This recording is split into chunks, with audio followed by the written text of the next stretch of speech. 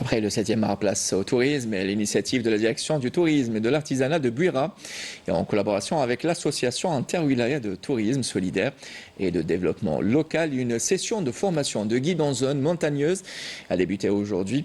Une centaine de personnes prennent part à cette formation venue de plusieurs régions du pays. Leur objectif, devenir guide professionnel et mettre en avant les atouts de leurs régions respectives. Couverture Walid Ousfi. Pour la plupart, ce sont des randonneurs, des guides amateurs ou encore des passionnés d'aventure. Ils se sont réunis dans cet Institut national de formation professionnelle dans les métiers du tourisme pour une formation d'accompagnement en zone montagneuse, un événement organisé à l'occasion de la Journée mondiale du tourisme. Cette année, on a organisé, dans le cadre du jumelage culturel et touristique entre wilayas, des formations via les jeunes et les associations culturelles et les cadres de la direction de tourisme. Cette formation, en fait, ce qu'elle apporte pour les participants, déjà vous avez un côté théorique, donc là où ils vont connaître et apprendre les bases d'un accompagnateur. Comment réagir lors d'un circuit de randonnée.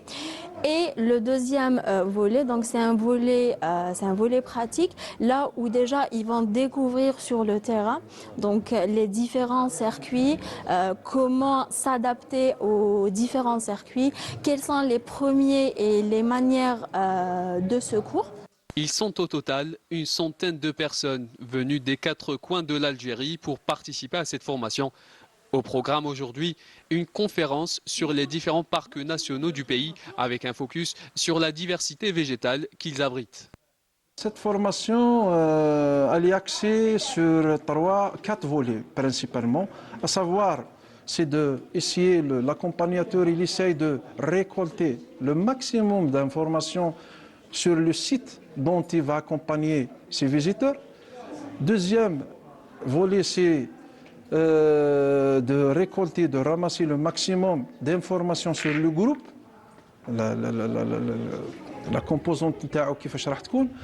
Troisième volet, c'est essayer de sensibiliser les visiteurs, les accompagnateurs تاعو اللي راح يديهم معاه sur la biodiversité, sur la protection des aires protégées et l'écosystème. Quatrième volet, c'est le volet de secourisme et les premiers soins dans une zone montagneuse. Cette formation devrait durer jusqu'au 1er octobre prochain. Les futurs guides devront mettre à l'épreuve leurs connaissances et appliquer sur le terrain ce qu'ils ont appris durant cette session de formation.